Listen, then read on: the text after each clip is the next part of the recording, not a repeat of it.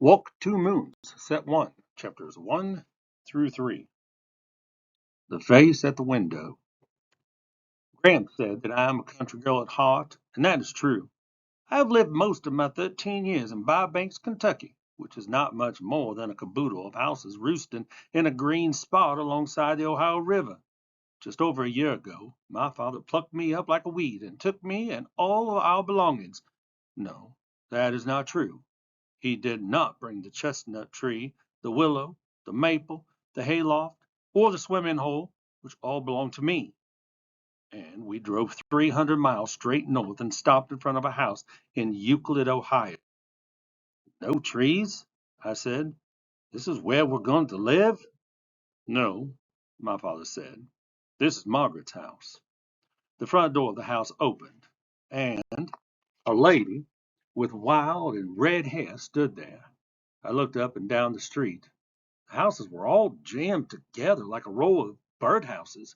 In front of each house was a tiny square of grass. Then in front of that was a thin gray sidewalk running alongside a gray road. Where's the barn? I asked. The river.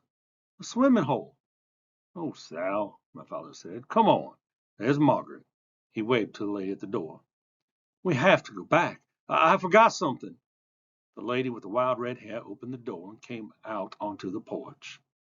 In the back of the closet, I said, under the floorboards. I put something there, and I've got to have it.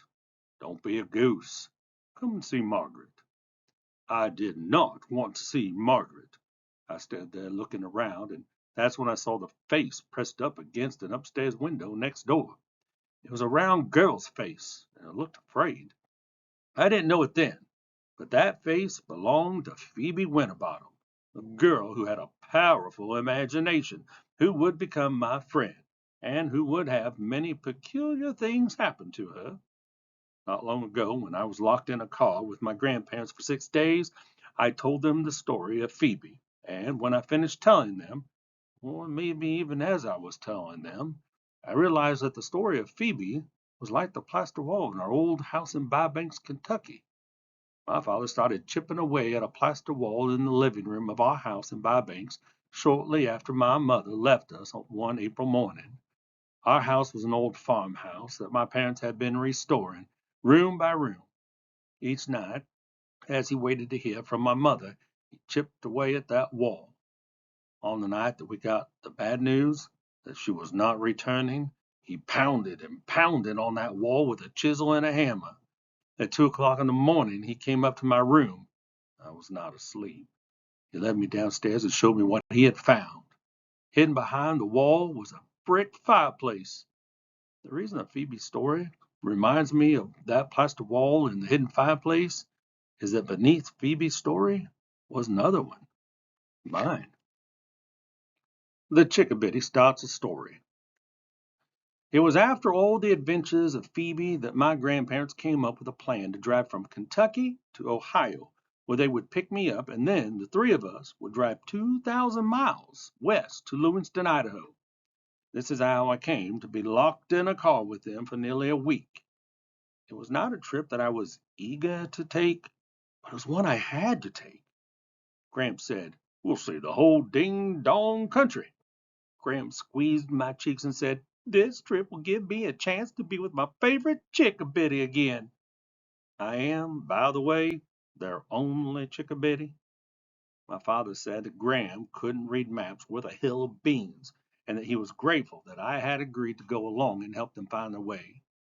I was only 13, and although I did have a way with maps, it was not really because of that skill that I was going, nor was it to see the whole ding-dong country that Graham and Gramps were going. The real reasons were buried beneath the piles and piles of unsaid things. Some of the real reasons were Grandma Gramps wanted to see Mama, who was resting peacefully in Lewiston, Idaho. Grandma Gramps knew that I wanted to see Mama, but that I was afraid to. Dad wanted to be alone with the red-headed Margaret cadaver. He had already seen Mama, and he had not taken me. Also, although this wasn't as important, Dad did not trust Grandma Gramps to behave themselves along the way unless they had me with them. Dad said if they tried to go on their own, he would save everyone a lot of time and embarrassment by calling the police and having them arrested before they even left the driveway. It might sound a bit extreme for a man to call the police on his own tottery old parents, but when my grandparents got in a car, trouble just naturally followed them like a filly trailing behind a mare. My grandparents Hiddle were my father's parents, full up to the tops of their heads with goodness and sweetness, and mixed in with all of that goodness and sweetness was a large dash of peculiarity. This combination made them interesting to know, but you could never predict what they would do or say. Once it was settled that the three of us would go, the journey took on an alarming, expanding need to hurry that was like a walloping great thundercloud assembling around me. During the week before we left, the sound of the wind was hurry, hurry, hurry. And at night, even the silent darkness whispered, rush, rush, rush. I did not think that we would ever leave, and yet I did not want to leave. I did not really expect to survive the trip, but I had decided to go, and I would go, and had to be there by my mother's birthday. This was extremely important. I believed that if there was any chance to bring my mother back home, it would happen on her birthday. If I had said this aloud to my father or to my grandparents, they would have said that I might as well try to catch a fish in the air. So I did not say it aloud, but I believed it. Sometimes I'm as ornery and stubborn as an old donkey. My father says I lean on broken reeds and will get a face full of swamp mud one day. When at last Grandma Gramps Hiddle and I set out that first day of the trip, I prayed for the first 30 minutes solid. I prayed that we would not be in an accident. I was terrified of cars and buses, and that we would get there by my mother's birthday, 7 days away, and that we would bring her home. Over and over, I prayed the same thing. I prayed to trees. This was easier than praying directly to God. There was nearly always a tree nearby. As we pulled onto the Ohio Turnpike, which is the flattest, straightest piece of road in God's whole creation, Graham interrupted my prayer saying, Salamanca. I should explain right off that my real name is Salamanca Tree Hiddle. Salamanca, my parents thought, was the name of the Indian tribe to which my great great grandmother belonged. My parents were mistaken.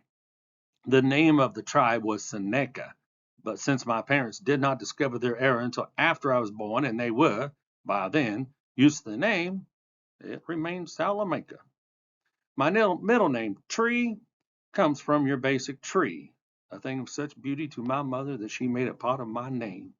She wanted to be more specific and use Sugar Maple Tree, her very favorite, but Salamanca Sugar Maple Tree Hiddle was a bit much even for her. My mother used to call me Salamanca, but after she left, only my grandparents Hiddle called me Salamanca when they were not calling me Chickabiddy. To most other people, I was Sal, and to a few boys who thought that they were especially amusing, I was Salamander. In the car, as we started our long journey to Lewiston, Idaho, my grandmother Hiddle said, Salamanca, why don't you entertain us? What sort of theme did you have in mind? Gramps said, how about a story? Spin us a yarn. I certainly do know heaps of stories, but I learned most of them from Gramps. Graham suggested I tell one about my mother. That I could not do. I had just reached the point where I could stop thinking about her every minute of every day. Gramps said, well then, what about your friends? You got any tales to tell about them? Instantly, Phoebe Winterbottom came to mind. There was certainly a hog's belly full of things to tell about her. I could tell you an extensively strange story, I warned. Oh, good, Graham said. Delicious. And that is how to suspend my tree prayers and tell them about Phoebe Winterbottom, her disappearing mother, and the lunatic. Bravery. Because I first saw Phoebe on the day my father and I moved to Euclid, I began my story of Phoebe with the visit to the red-headed Margaret Cadavers where I also met Mrs. Partridge, her elderly mother.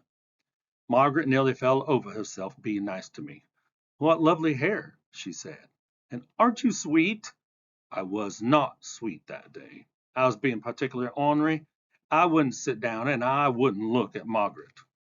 As we were leaving, Margaret whispered to my father, "John, have you told her yet how we met?" My father looked uncomfortable. No, he said. "I tried, but she doesn't want to know." Now that was the truth. Absolutely. Who cares, I thought. Who cares how he met Margaret Cadaver? When at last we left Mrs. Cadaver and Mrs. Partridge, we drove for approximately 3 minutes. 2 blocks from Margaret Cadaver's was the place where my father and I were now going to live. Tiny, square trees, little birdhouses in a row. One of those birdhouses was ours.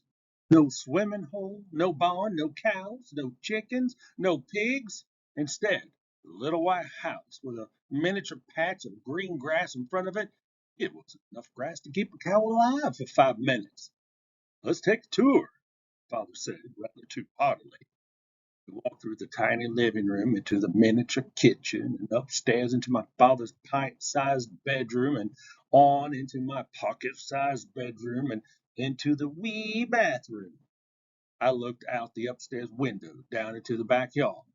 Half of the tiny yard was a cement patio, and the other half was another patch of grass that our imaginary cow would devour in 2 bites.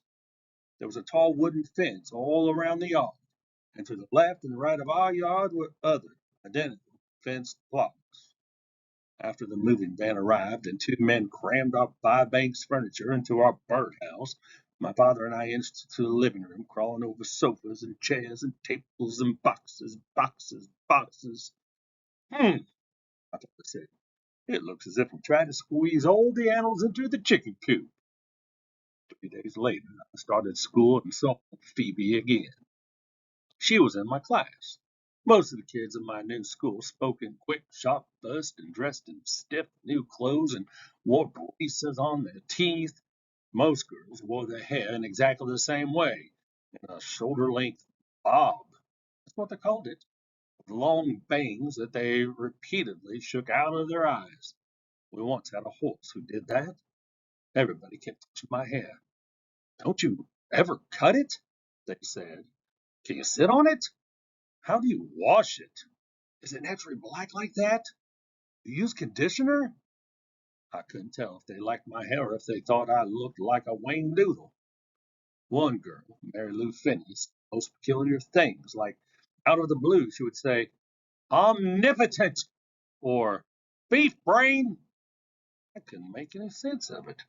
There were Megan and Christy, who jumped up and down like parched peas, Moody Beth Ann, and pink-cheeked Alex. It was Ben, who drew cartoons all day long, and a peculiar English teacher named Mr. Birkway. And then there was Phoebe Winterbottom. Ben called her Freebie Icebottom and drew a picture of a bumblebee with an ice cube on its bottom. Phoebe tore it up. Phoebe was a quiet girl who stayed mostly by herself. She had a pleasant round face and huge, enormous sky blue eyes. Around this pleasant round face, her hair, as yellow as a crow's foot, curled in short ringlets. During the first week, when my father and I were at Margaret's, we ate dinner there 3 times that week. I saw Phoebe's face twice more at her window. Once I waved at her, but she didn't seem to notice, and at school she never mentioned that she had seen me. Then one day at lunch, she slid into the seat next to me and said, "Sal, you're so courageous. You're ever so brave." To tell you the truth, I was surprised. You could have knocked me over with a chicken feather. "Me? Not brave," I said. "Oh, you are. You are brave." I was not.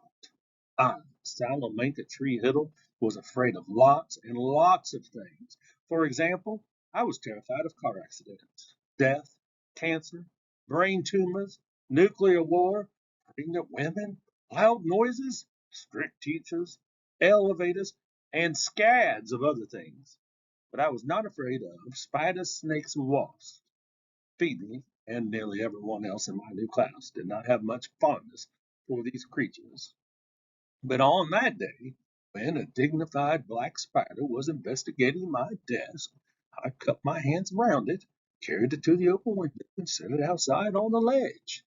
Mary Lou Finney said, "Alpha and Omega, will you look at that?" Beth Ann was as white as milk.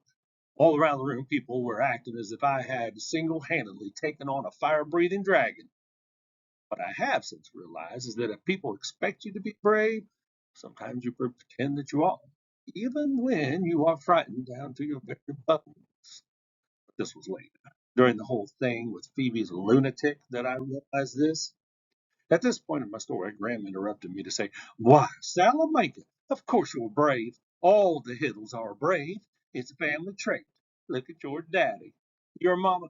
"Mama's not a real Hiddle," I said. "Well, she practically is," Graham said. "You can't be married to a Hiddle that long and not become a Hiddle." This is not what my mother used to say. She would tell my father, "You Hiddles are a mystery to me. I'll never be a true Hiddle." She did not say this proudly. She said it as if she was sorry about it, as if it was some sort of failing in her. My mother parents, my other set of grandparents, are Pickfords, and they are as unlike my grandparents Hiddle as a donkey is unlike a pickle. Grandmother and grandfather Pickford stand straight up, as if steady steel poles ran down their backs.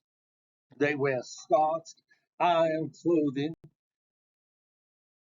They wear starched iron clothing, and when they are shocked or surprised, which is often, they say, "Really? Is that so?" And their eyes open wide and their mouths turn down at the corners. Once I asked my mother why grandmother and grandfather Pickford never laughed. My mother said, "They're just so busy being respectable. It takes a lot of concentration to be that respectable." And then my mother laughed and laughed in a gentle way. You could tell her own spine was numb of steel because she bent in half, laughing and laughing. My mother said that grandmother Pickford's one act of defiance in her whole life as a Pickford was in naming her. Grandmother Pickford, whose own name is Gayfeather, named my mother Chanhassen. It's an Indian name meaning tree sweet juice, or, in other words, maple sugar. Only Grandmother Pickford ever called my mother by her Indian name, though. Everyone else called my mother Sugar. Most of the time, my mother seemed nothing like my parents at all, like her parents at all, and it was hard for me to imagine that she had come from them. Occasionally, in small, unexpected moments, the corners of my mother's mouth would turn down and she'd say, "Is that so?" It sounded exactly like a Pickford. Your question?